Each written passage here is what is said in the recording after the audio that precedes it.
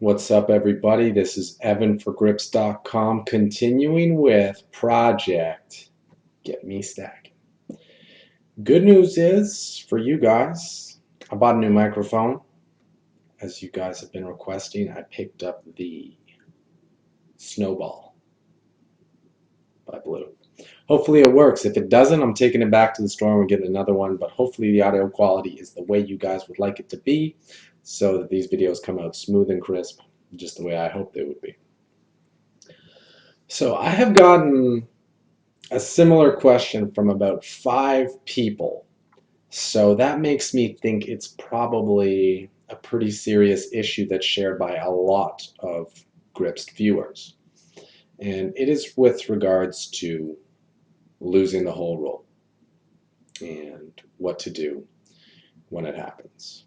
I've had an email from one subscriber who jumps stakes when losing and sometimes even goes to the hyper turbos with the hopes of getting back to even. I have another subscriber who says he can build up his bankroll to 250 times the initial investment, which is pretty impressive. But then as soon as things started to go bad, he started losing, he went on tilt, started playing bigger to chase the losses. And the funny thing about an aggressive bankroll strategy where you're really trying to build it as quickly as possible is that it's sort of a self-fulfilling prophecy. When you're doing well and you're coolering people or winning your coin flips, you're going to be building your bankroll. You're going to be building it really fast because you're putting a lot of your money in play. But as soon as you lose one big pot, you're kind of done. You're out of the game because you're just all in. Your whole roll is at stake for that one pot. So it's really important to have self-control when dealing with bankroll management and not losing your bankroll. Because when you're doing this kind of loss chasing strategy to try to get even so you can finish the day at least where you started, if not ahead, sometimes you're going to get bailed out on these shots. You're going to win the 50-50s, the 60-40s. You're going to cooler the other person rather than vice versa. But when you don't, it's going to hurt really bad. And each attempt you make to mitigate the damages by jumping further and going deeper in is just going to make it that much more painful. So you have to be able to overcome this urge to get even, because it's okay to lose at poker as long as you're making good decisions. That's what your goal should always be, is making good decisions. But if you can't overcome this urge to get even, you might want to be very careful when it comes to gambling. And just warning, poker may not be the thing for you. You got to be honest with yourself, because that desire to get even is not healthy for a poker player, and it's not a productive way to be successful in this game. Anyway, on to the actual question from Olton Cassidy. I hope I pronounced that correctly. Hey Evan, first off, I'm a massive fan of yours and I actually do watch your videos daily. I hope this question is good enough to get answered. Fuck. Sorry, as I'm typing this email, my ace-king suited got beat by an all-in 9-6 suited.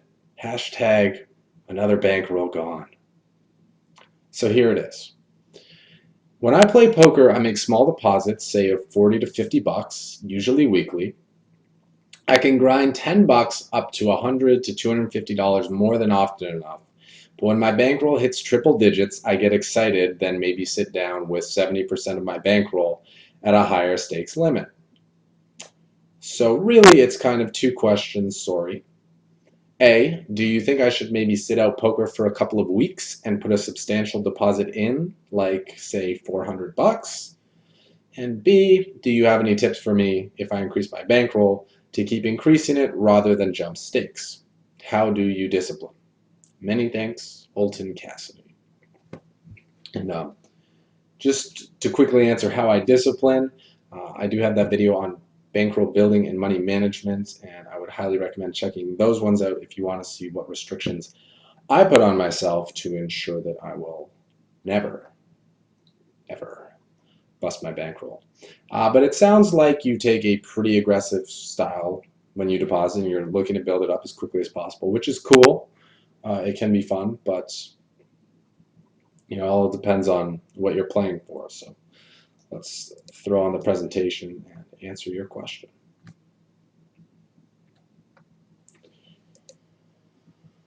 So you lost your bankroll. Now what? Well, the first thing you need to do is identify why you lost your bankroll, because there are many reasons it can happen.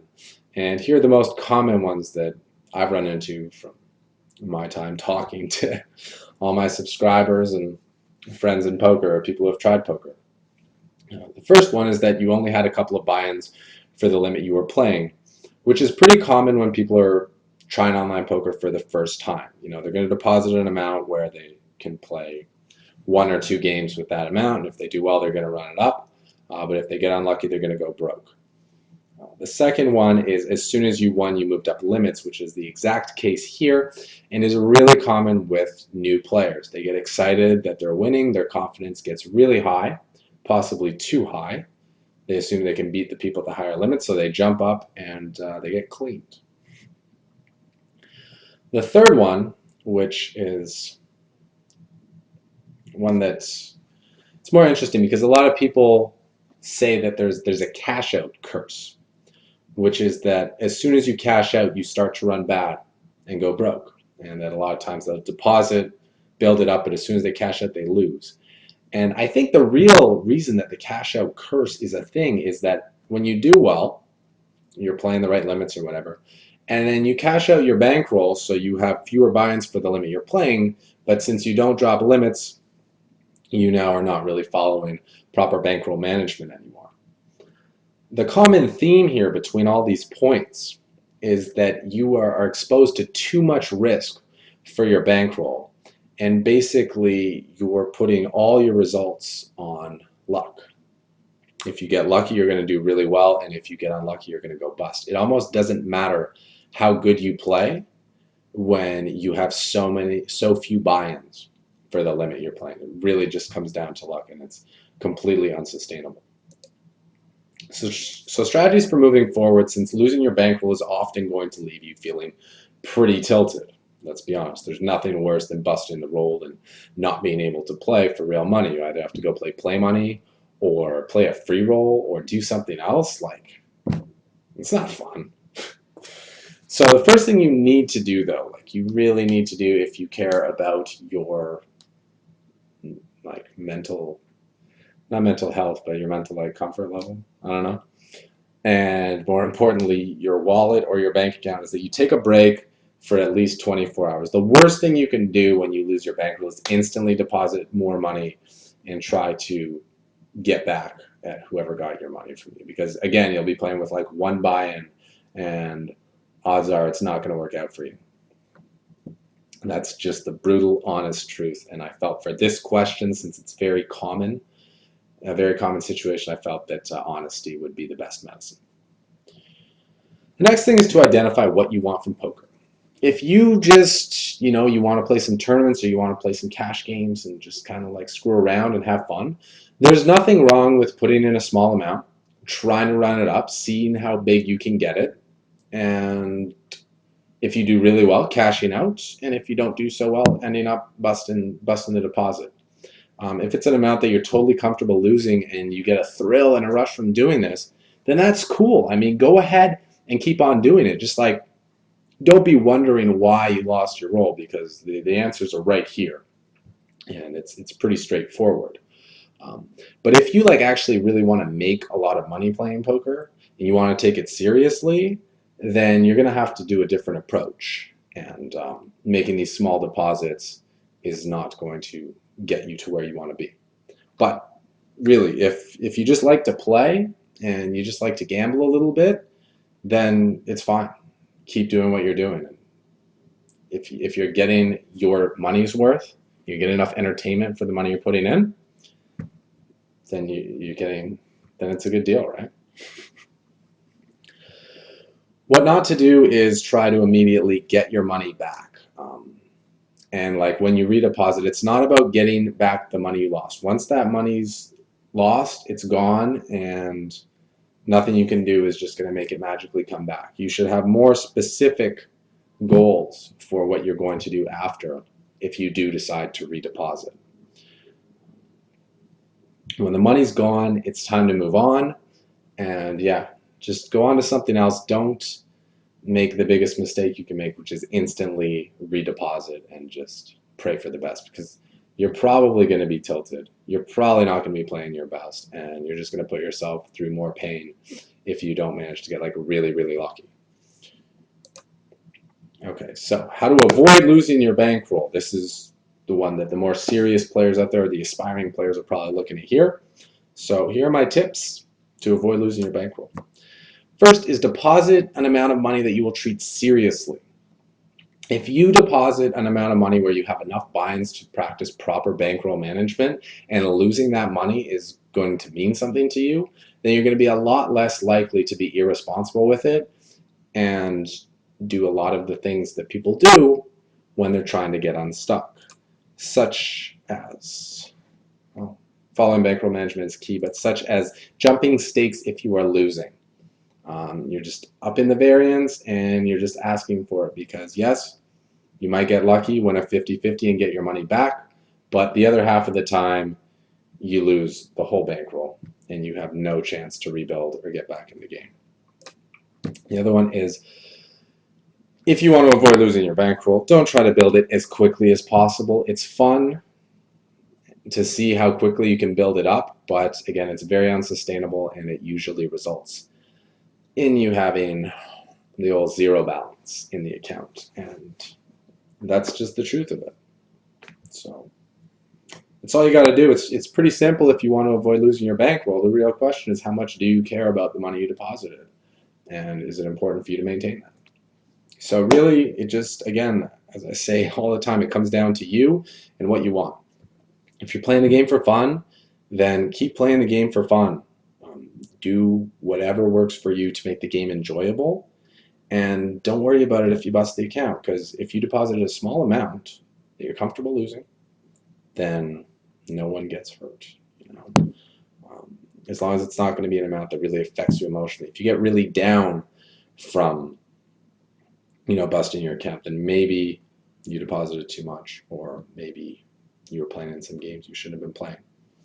But if you really want to know how to not bust your bankroll and how to build it up, if you think you can follow or adhere to a more rigid bankroll strategy, then yeah, take your time off after you lose. Think about what you want to do. And if you really want to give it a shot, find an amount that you will treat seriously, deposit it, give it your best effort, but play within the restrictions. If you catch yourself starting to tilt or starting to jump stakes, I'd really recommend going with the tilt cash out and just freeze that money before you throw it all away. But that's going to come down to you to have the self-discipline to do that and to identify that you might be doing that, so you can stop the bleeding before it becomes fatal to your bankroll. And that's what to do if you lose your roll. Like, it's really not the end of the world, as long as you aren't playing with like your tuition money or your rent money, then it's fine. And if you are playing with your tuition or your rent money, you probably need to take a break right now and stop, because that is a problem. You cannot be risking that sort of significant, meaningful money on a poker game. It's just really irresponsible and should not be done. So I hope you, as the viewer, are not one of those people who is risking that much. And if you've been thinking about it, I would really please ask that you do not do it. It's just really, really dangerous. And yeah, it's easy. You just take a break, step away, and then think about what you're going to do moving forward. And you can learn from it. Definitely learn from the bad things that happen, and you'll come back stronger the next time you hit the tables. So that's it for this vid. Please leave your comments below. If you have any questions, you can email them to evan@grips.com with the subject line, "Get Me Stackin'," and we'll continue with this project. I hope. Oh, and if you enjoy these sort of videos, you're finding them helpful for your game, you're becoming a better player thanks to them, or you're just enjoying watching them, please subscribe to my channel to show your support for the project. As always, I hope you found the video insightful and informative. This has been Evan for grips.com. Peace.